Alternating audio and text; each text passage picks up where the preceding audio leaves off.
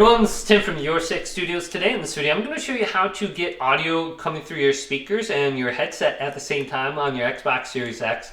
And I believe this is now turned on by default. So if we go up to settings and then we go to general and go down to volume output right here and select this.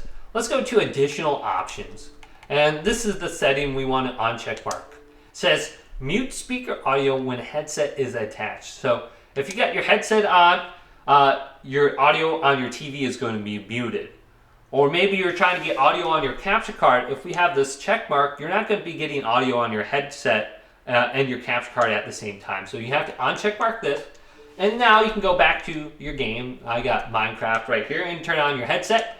And you can hear the audio on your TV as well as your headset. So hopefully this video did indeed help you out. Leave it a big thumbs up. And subscribe to my channel down below for more tech help videos coming up next on Your Six Studios.